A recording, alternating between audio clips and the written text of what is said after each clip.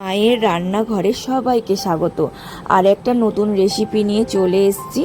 আজকে রেসিপির নাম হচ্ছে ডিমের ভুনা। আমি 4টে ডিম সেদ্ধ করে নিয়েছি, নিয়ে ঠান্ডা জলে ভিজিয়ে রেখেছিলাম। তারপর আমি সুন্দরভাবে ডিমের খোসাগুলো ছাড়িয়ে নিয়ে নুন হলুদ মাখিয়ে নিয়েছি। তারপর তাওয়াটা গরম হয়ে যাওয়ার ফলে আমি একটা একটা করে ডিম আমি ছেড়ে দেব তেলটা গরম হওয়ার পর, নাহলে কিন্তু কড়াইয়ের গায়ে ডিমগুলো লেগে যাবে। সাবধানে ডিমগুলো ছেড়ে দেবে। যারা একদম রান্না পারো না তারা কিন্তু এই রান্নাটা সহজেই দেখে দেখে করে নিতে পারবে।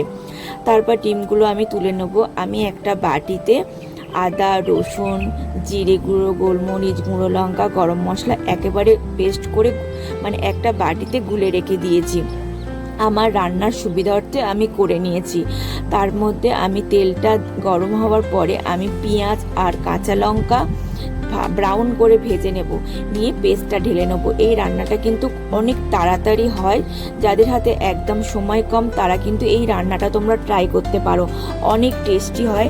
আর গরমে কিন্তু এই রান্নাটা খুব একটা তেল লাগে না। আমি অল্প তেলেই সব রান্না করার চেষ্টা করি। জলটা জাস্ট ফুটে গেলে আর গ্রেভিটা তোমরা যেভাবে ঝোল রাখতে চাইলে ঝোল রাখতে পারো, নাহলে কিন্তু গ্রেভি রাখতে পারো। আমি কিন্তু মিডিয়াম গ্রেভিই রাখবো, তার জন্য খুব একটা ঝোল আমি ঘন করব না।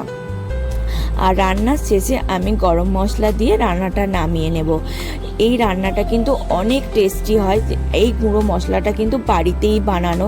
এই গুঁড়ো মশলার রেসিপি কিন্তু আমি দিয়ে দেবো।